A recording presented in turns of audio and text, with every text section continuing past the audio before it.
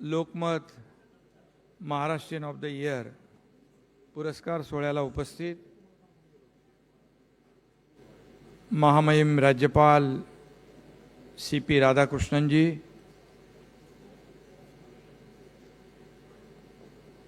विजय बाबू आहेत, राजेंद्र बाबू आहेत आणि व्यासपीठावर भूतडाजी आहेत, आपले दुसरे प्रसन्न मोहिलेजी आहेत आणि समोर आमचे सर्व मंत्री मंडळातले सहकारी आहेत. खरं म्हणजे आता भाषण करायची काय आवश्यकता नव्हती. विजय बाबू, राज्यपाल महोदय यांचं भाषण आपल्याला ऐकायचं आहे. सर्व मान्यवरांनी जयंतराव आहेत. मी सर्वप्रथम लोकमत परिवाराचं मनापासून या ठिकाणी स्वागत करतो, त्यांचं मनापासून अभिनंदन करतो. कारण लोकमत परिवारचे राजेंद्र दर्डा आणि विजय बाबू दर्डा या दोघांना आणि त्यांच्या संपूर्ण टीमचं मनापासून अभिनंदन केलं पाहिजे.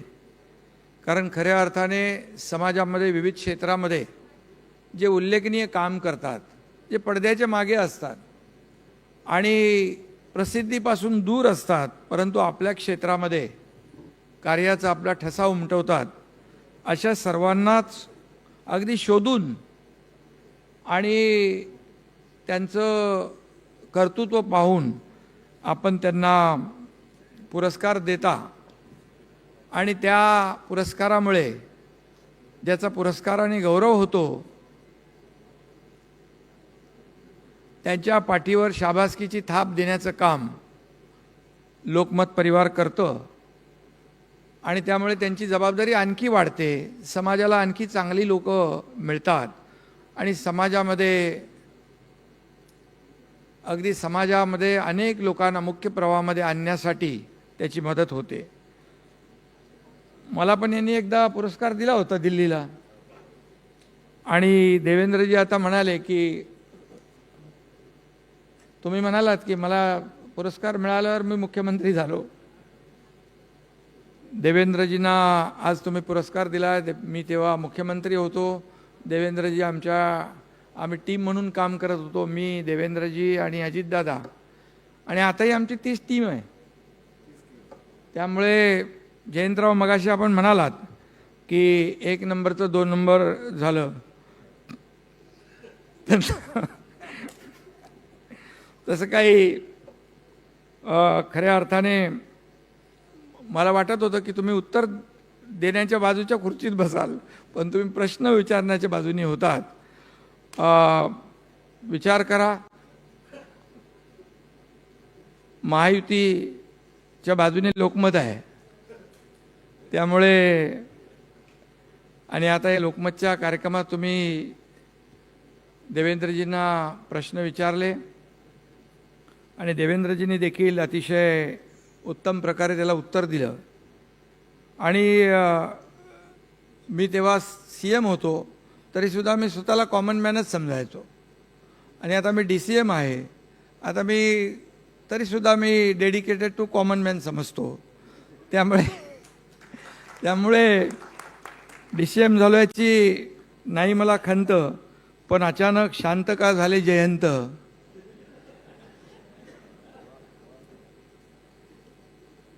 असा प्रश्न मी आता काय प्रश्न करता नाही आहे, पण संधी घेतोय. आणि मगाशी आपण एक प्रश्न देवेंद्रजींना विचारला की आपली एवढी मोठा पक्ष आहे पण तरीसुद्धा दुसरे पक्ष का फोडता. पण ते उत्तर द्यायला तयार होते, पण तुम्ही उत्तर ऐकायला तयार नव्हतात.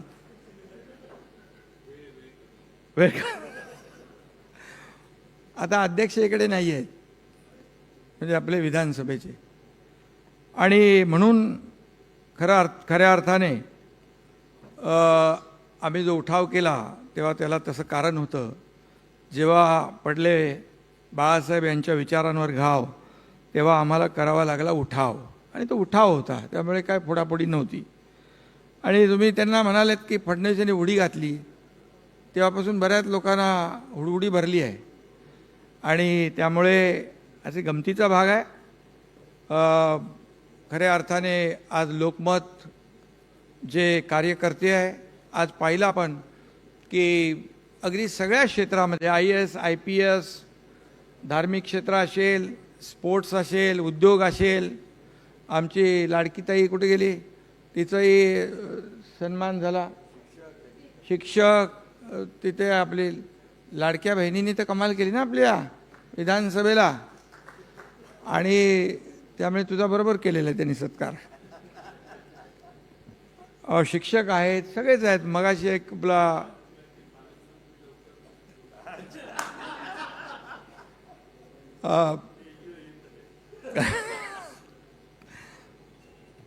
आणि खरं म्हणजे ही 15 वर्ष या पुरस्काराला, म्हणजे 15 वर्षापासून आपण या पुरस्काराचं वितरण करताय.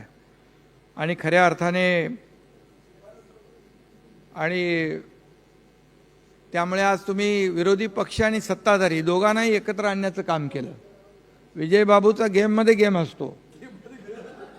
जयंतरावला प्रश्न विचारले, म्हणजे आता काय विधानसभेचं अधिवेशन आता सुरळीत आपलं चालू आहे, तसं आणखी सुरळीत होऊन जाईल.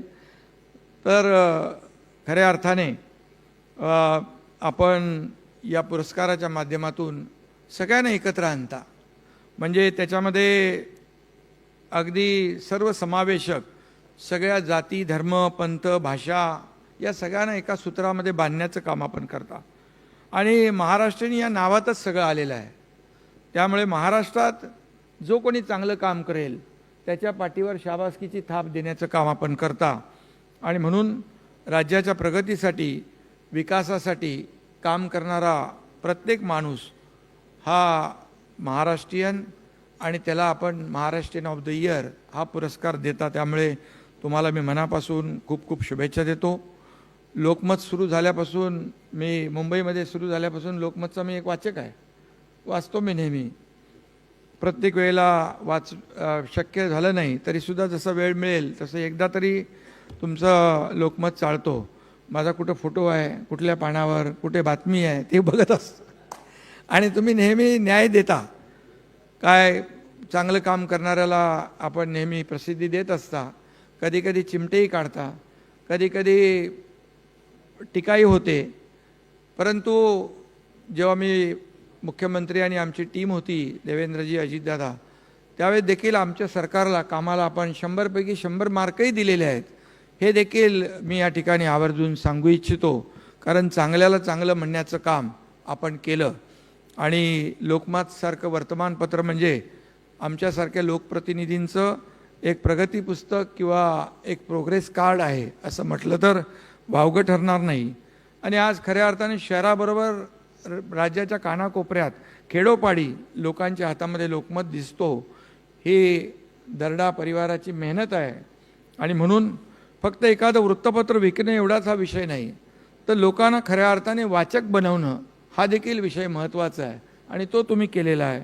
आणि म्हणूनच मी आपल्याला मनापासून धन्यवाद देतो आणि लोकमतचे आभार मानतो.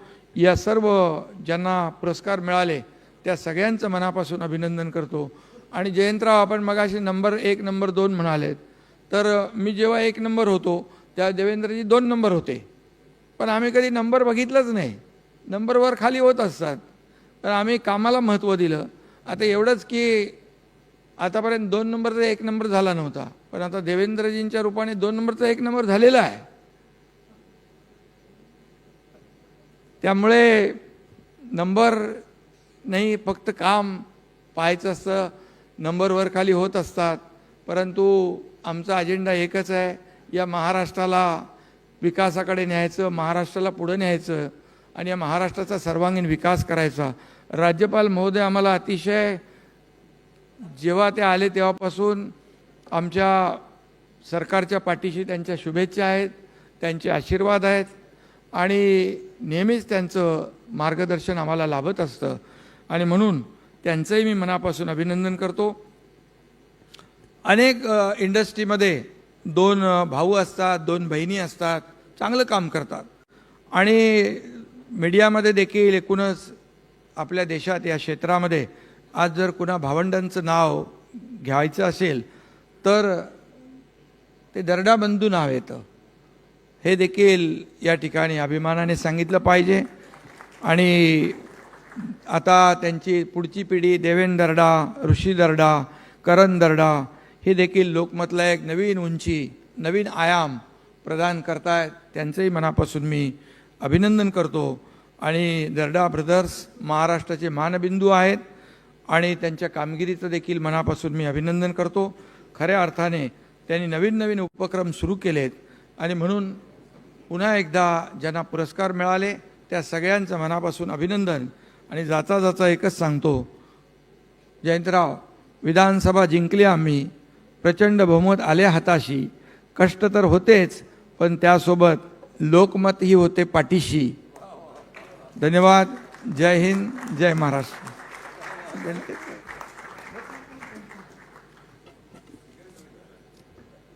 धन्यवाद. आणि यानंतर महामहिम राज्य